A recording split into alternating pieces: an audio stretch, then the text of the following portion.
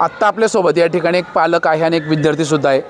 एक वेगळं पण आहे. आपण त्या पालकाकडे थोडक्यात जाणून घेऊया. मॅडम नमस्कार. Namaskar, good evening, and is my Yashwandan.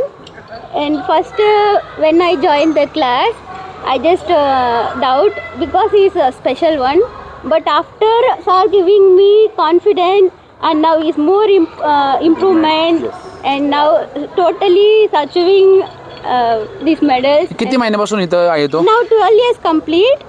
2 वर्ष. Yes, 12. थोडक्यात असं मॅडमचं सांगणं आहे की Okay, 3 years complete. साधारण 2 ते 3 वर्ष झालेले स्पेशल मुलगा आहे हा. परंतु पालकांना असं वाटलं होतं की या ठिकाणी तो शिक्षण घेईन की नाही, परंतु त्या ठिकाणी अतिशय चांगलं तो शिक्षण घेत आहे आणि काहीतरी बदलसुद्धा जाणवतो आहे. पालकांसुद्धा म्हणणं आहे की पहिलं जे थोडंसं त्याच्यात जे बदलाव आहे त्याच्यामध्ये आता काढत गेल्यानंतर त्याच्यामध्ये काही जे चेंजेस झालेले आहेत, भरपूर बदल. बरं आणखी काय सांगाल?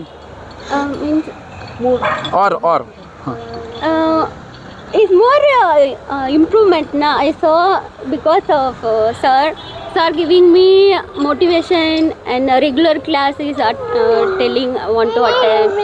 So is following totally and full rated sir only.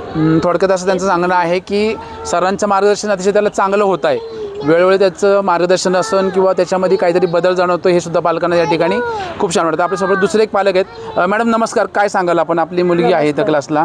नमस्कार, माझं नाव आरती विनीत मराठे. माझी मुलगी ओवी विनीत मराठी वयाच्या 3ऱ्या वर्षापासून ती या क्लासमध्ये येते. बरं. आणि जसं ती क्लासमध्ये येते तसं सगळ्यात पहिले डिसिप्लिन, करेज, मोटिवेशन आणि लॉट्स ऑफ थिंग्स आम्ही या क्लासमधनं घेतलेल्या आहेत. बिकॉज ऑफ सर वेळच्या वेळेला मार्गदर्शन असतं, वेळच्या वेळेला त्यांना मोटिवेट केलं जातं. वेरियस कॉम्पिटिशनमध्ये पार्टिसिपेट करा असं फोर्सफुली त्यांना हे करून. आता हे जे तिला मेडल भेटलेत हे केव्हा भेटलेत आणि याच्या आधी कुठे मेडल भेटले होते का? ह्याच्या आधी पण तिला 4 गोल्ड आहेत, 6 सिल्वर्स आहेत तिला मिळालेले. सेम आम्ही कॉम्पिटिशन्स केलेल्या आहेत. सरांनी त्या गोष्टीसाठी अतिशय मोटिवेशन ओवीला दिलेलं आहे.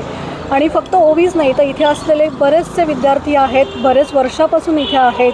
तुम्ही आत्ता पाहिलं जसं स्पेशल चाइल्ड पण इथे आहे. जसं इतकं करेज, इतकं मोटिवेशन आणि डिसिप्लिन आणि अक्षरशः खूप चांगले संस्कारही मुलांना. कोणत्या शाळेत आहे आणि कितवीला आहे आता? माझी मुलगी DY पाटील शाळेमध्ये आहे. आंबीला जिथे आहे ती शाखा त्याच्यामध्ये आहे आणि ती आता 5thमध्ये आहे आणि वयाच्या 3ऱ्या वर्षापासून ती क्लासमध्ये येत आहे. बरं, काय फरक जाणवतो? म्हणजे कराटेला आपल्याचं आपण तर म्हणतो की मुलींना शिक्षण हवं, शिक्षणाबरोबर स्वतःची सुरक्षितता कशी करता येईल याचंसुद्धा ज्ञान मिळायला हवं. सध्या ती एक तुम्हाला एक अंदाज आहे का? सध्या आपण समोरचा एखादा व्यक्ती आला तर आपण घाबरून बोलवू का नाही, पण त्याच्यामध्ये काय वेगळं पण जाणवतं तुम्हाला?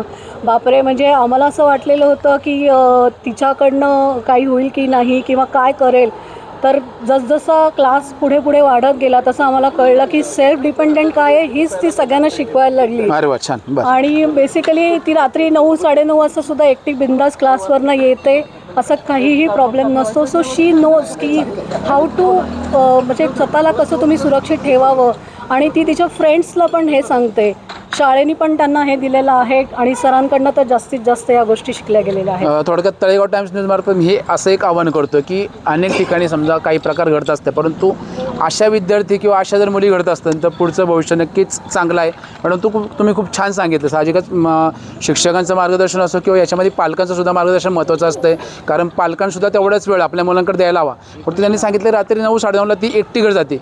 कारण त्याच्यामध्ये कुठेतरी एक कॉन्फिडन्स आलेला आहे की ती आपण समोरचा कोणी जरी आलं तर आपण प्रतिकार करू शकतो. ही जर लहानपणापासून जर मुलींना शिकवण दिली तर साहजिकच पुढची पिढीसुद्धा ही खूप चांगली घडण्यात शंका नाही. धन्यवाद.